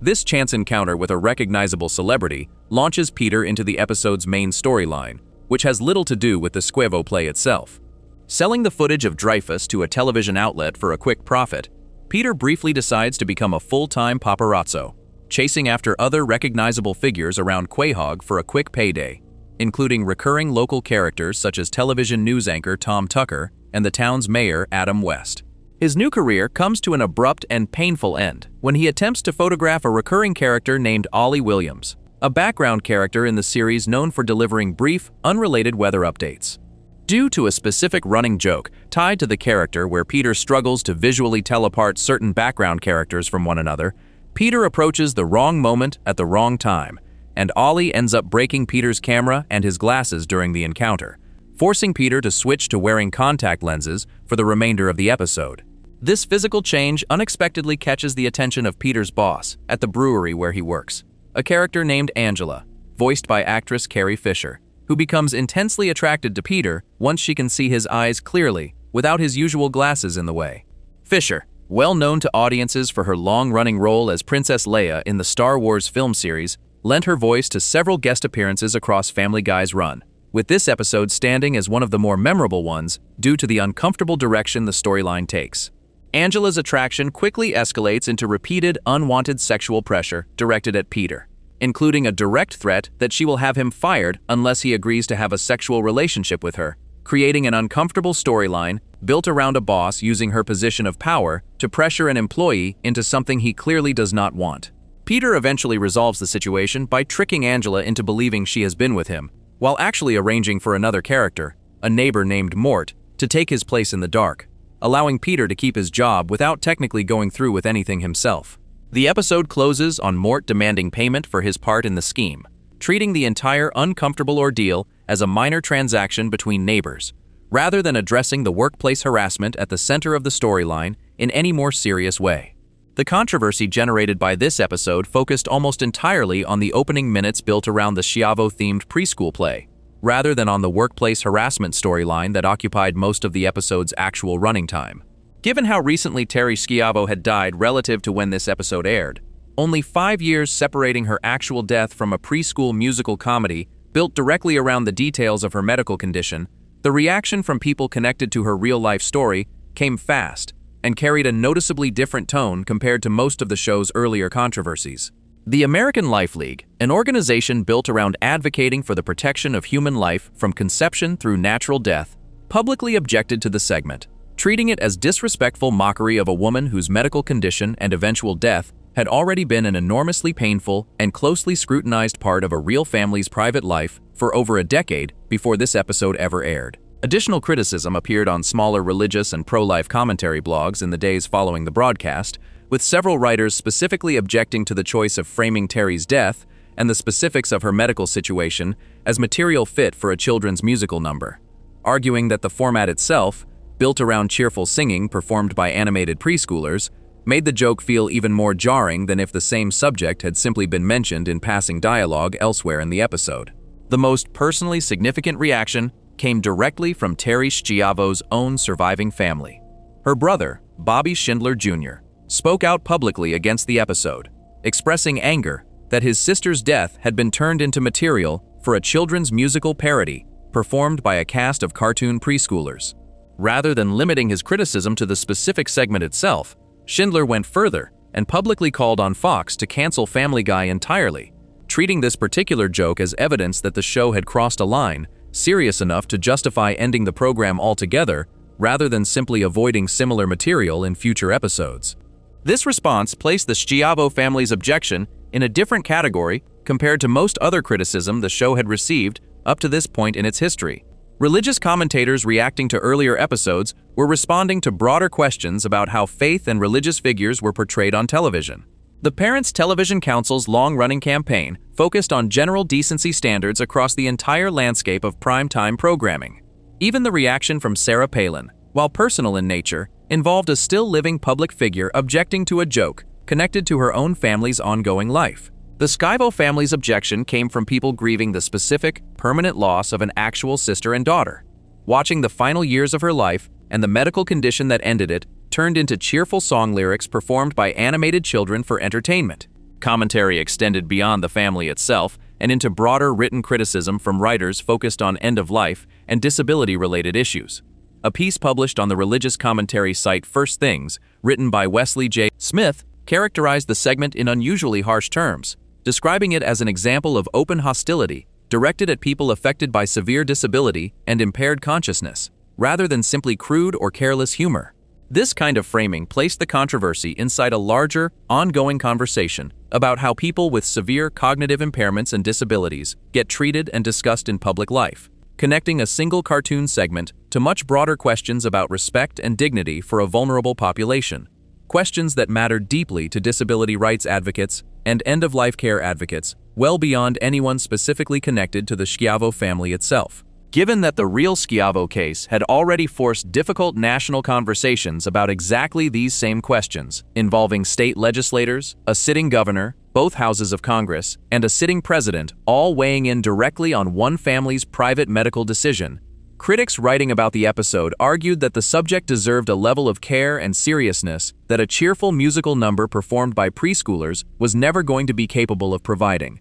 What makes this particular controversy stand apart from every other one covered so far is the extremely short amount of time separating the real tragedy from its use as comedic material, along with the fact that the objection came from actual grieving family members rather than an advocacy group speaking on behalf of a broader cause or community. The episode about Peter's father and the kidnapped Pope drew criticism from religious commentators upset about theology and doctrine rather than personal grief. The AIDS diagnosis scene drew criticism from organizations built around supporting patients broadly, rather than from any specific family connected to a real named individual. The Sarah Palin controversy involved a living political figure reacting to a joke about her own still ongoing life and her still living son. The Schiavo controversy involved something different entirely, a real woman who had already died, whose specific medical history and the exact circumstances surrounding her death, circumstances that had already involved the highest levels of American government working through an entire weekend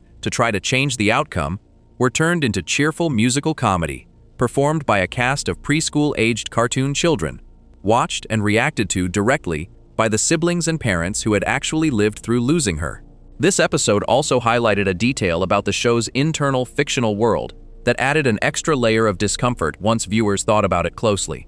The suggestion built into the storyline that Stewie's preschool had staged some version of this exact same Terry Schiavo-themed play for at least 3 years running, based on Jared's established history of playing the same role before Stewie inherited it, implied that this fictional school had been treating a real family's medical tragedy as recurring, ongoing entertainment material for young children well before the specific episode audiences actually watched, rather than presenting it as a single, isolated joke written for this one episode alone. This detail, while clearly intended as an additional layer of absurd comedy rather than a serious plot point, meant the show was suggesting an entire ongoing tradition built around this subject existed within its fictional universe, extending the joke's implied timeline well beyond the single episode where audiences actually saw it performed. None of the public criticism, including the direct call from Terry Schiavo's own brother asking Fox to cancel the show, led to any acknowledgement or apology from the network or from the show's creative team regarding this particular segment.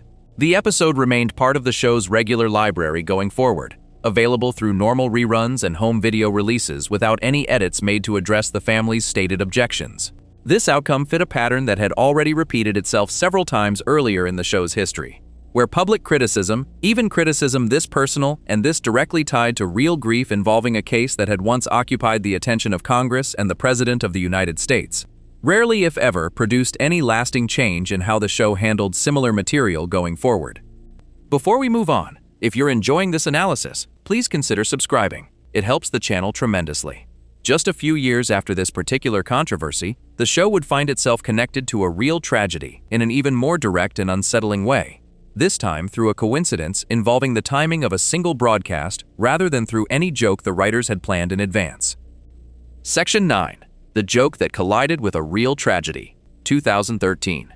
Every controversy covered so far in this video came from something the show's writers put on screen on purpose, whether that meant a religious joke, a political jab, or a scene built directly around a real person's death. The next episode in this history stands apart from all of them, since the backlash it caused had almost nothing to do with what the writers intended and everything to do with a coincidence in timing that nobody involved in making the episode could have predicted. The episode was called Turban Cowboy, and it aired on Fox on March 17, 2013, as the 15th episode of the show's 11th season, written by Artie Johan and Sean Reese, and directed by Joe Vokes. The episode's main story follows Peter and his friends deciding they need something new and exciting to shake up their routine lives, eventually settling on skydiving as their new hobby after Peter suggests it during a hangout at their regular bar. Peter finds himself genuinely energized by the experience, continuing to jump again and again even though his landings keep going badly and leaving him injured after nearly every attempt.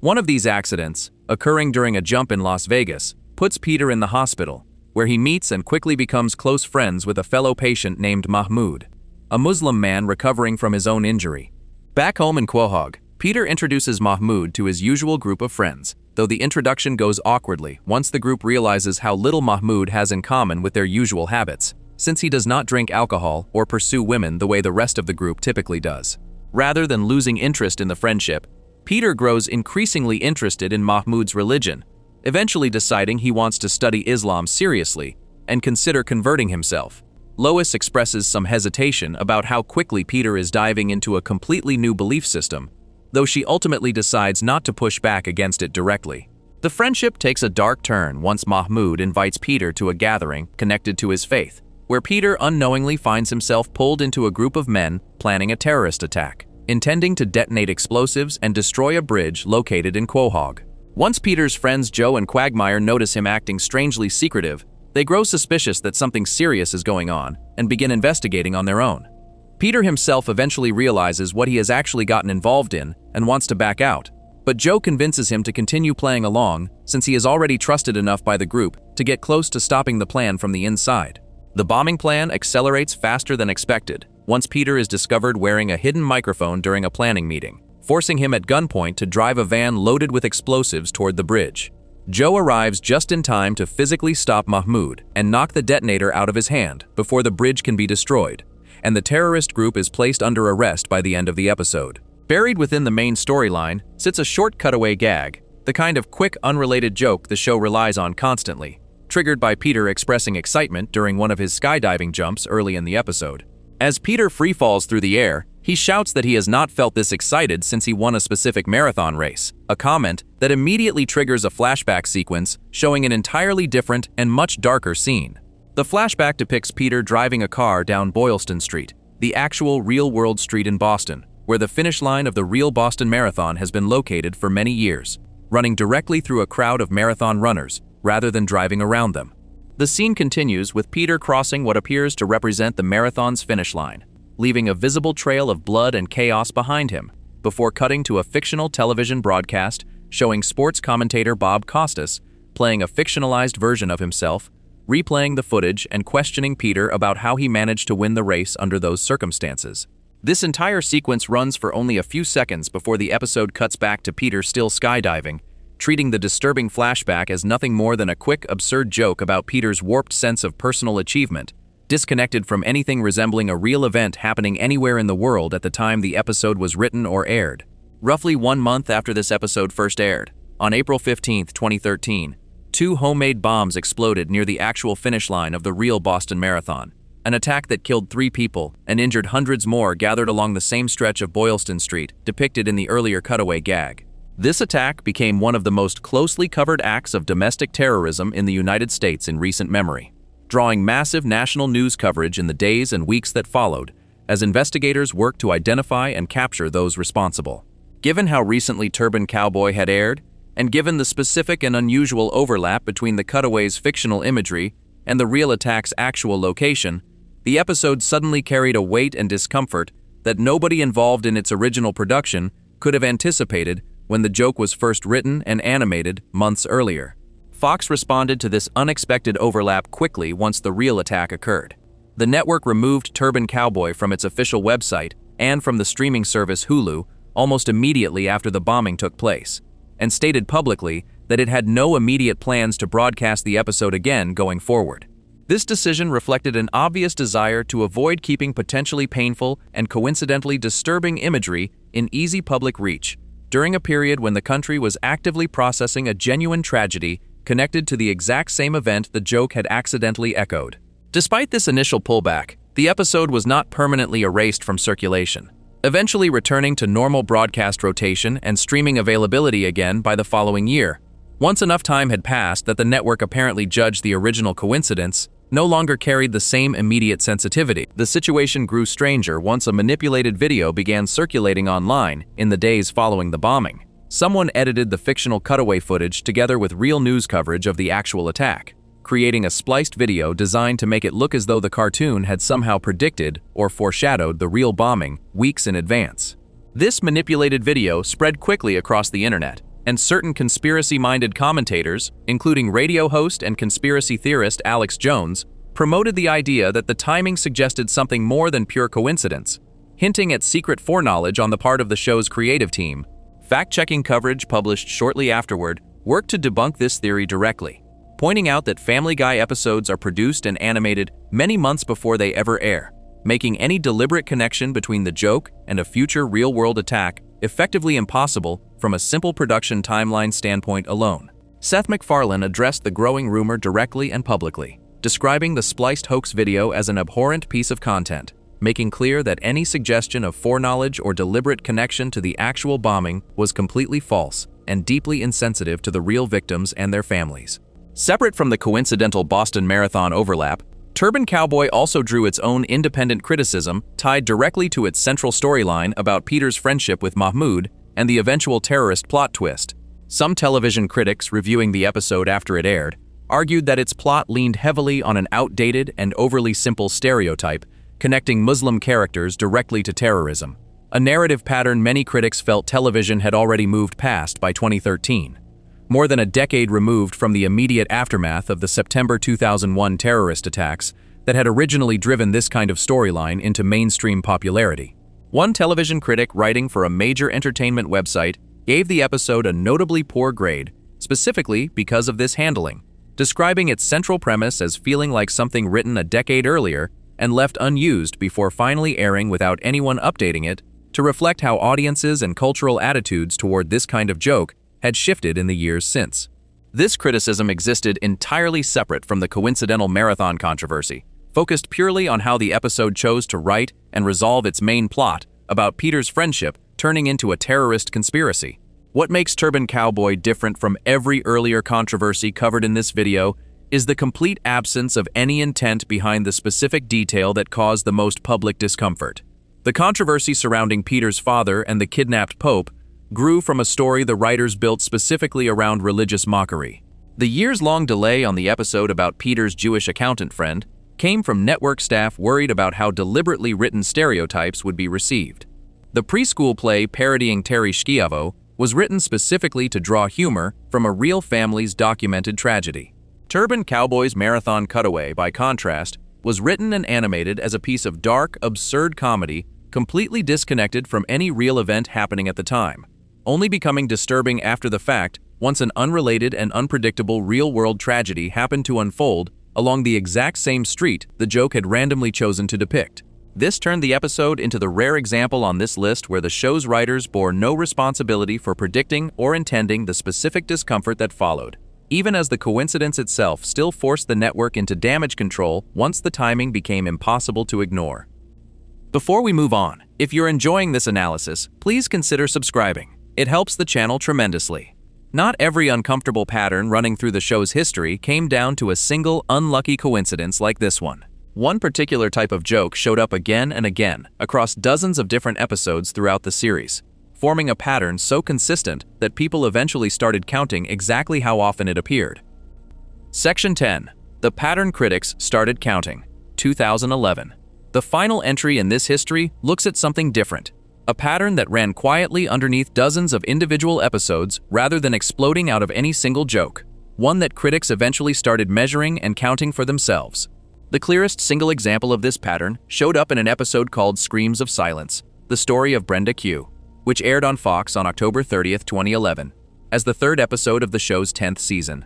The episode was written by Alex Sulkin and directed by Dominic Bianchi, and it featured actress Caitlin Olsen as a guest voice playing Brenda Quagmire, the sister of the Griffin family's neighbor Glenn Quagmire. The story opens with Peter and Joe returning home from a fishing trip, only to discover that Quagmire had suffered a serious accident while home alone, leaving him unconscious and in need of hospital care. While Quagmire recovers, his sister Brenda arrives in Quahog to help nurse him back to health, accompanied by her boyfriend Jeff, voiced by recurring guest performer Ralph Garman. It becomes clear fairly quickly that Jeff treats Brenda poorly, both through his constant harsh and demeaning comments toward her in front of other people, and eventually through direct physical abuse that Brenda tries to hide from everyone around her. During an outing to a restaurant, Lois notices Brenda wearing sunglasses indoors and grows suspicious enough to investigate, eventually discovering that Jeff had given Brenda a black eye. When Lois confronts her about it, Brenda attempts to defend and explain away Jeff's behavior rather than acknowledging how serious the situation actually is, a reaction that leaves Lois visibly upset and frustrated on her behalf. As the story continues, Quagmire, Peter, and Joe grow increasingly worried that Jeff's behavior toward Brenda could eventually turn fatal if nothing changes. The three of them attempt a group intervention, meant to convince Brenda to leave the relationship, though the attempt falls apart quickly due to distractions and poor planning among the group, with different characters getting sidetracked by unrelated arguments rather than staying focused on helping Brenda. Just as Quagmire manages to reach his sister with a genuinely heartfelt appeal that seems to be getting through to her, Jeff walks back into the room and immediately announces that he and Brenda are getting married, adding that the couple is also expecting a child together, effectively shutting down any chance the intervention had of succeeding. Growing desperate as Jeff's behavior continues to escalate, the group eventually discusses going to the police for help, only to be told that officers cannot arrest Jeff for the abuse unless Brenda herself files a formal complaint against him. Faced with what they see as no other realistic option left to protect Brenda, Quagmire, Peter, and Joe ultimately decide that killing Jeff is the only way to guarantee her safety, shifting the episode's plot into a much darker and more serious direction than the show's usual comedic murder plots typically go. It is worth noting that the specific legal detail driving the group toward this decision does not match how domestic violence law actually works in Rhode Island, the real state where the fictional town of Quahog is supposedly located within the show's universe. Under actual Rhode Island law, police officers are required to make an arrest in a domestic assault case whenever there is enough evidence to believe an assault has occurred, regardless of whether the victim herself wants to press charges or cooperate with the investigation. The episode's plot point suggesting that officers legally could not act without Brenda's direct cooperation reflects inaccurate information about how these laws actually function, adding a layer of factual error on top of an already unusually serious and heavy subject for the show to be building a plot around in the first place. The tone of this particular episode set it apart clearly from almost everything else the show had produced up to that point. Rather than treating Brenda's situation as another exaggerated, cartoonish setup built for quick jokes and absurd punchlines, the way the show typically approached even its darkest material, large stretches of the episode played the abuse and its emotional toll on Brenda in a genuinely somber, dramatic register, closer to a serious television drama than the usual chaotic comedy audiences expected from the series. This shift in tone became the central point of criticism once the episode aired. Television commentator A.J. Hammer, appearing on the entertainment program Showbiz Tonight, described his reaction to watching the episode as one of shock, characterizing the overall viewing experience as a genuinely depressing half-hour of television, rather than anything resembling comedy. Writer Whitney Jefferson, reviewing the episode for the feminist-focused website Jezebel, offered an even harsher assessment, describing herself as someone who had grown numb to the show's usual shock value humor over the years, yet still finding this particular episode seriously troubling.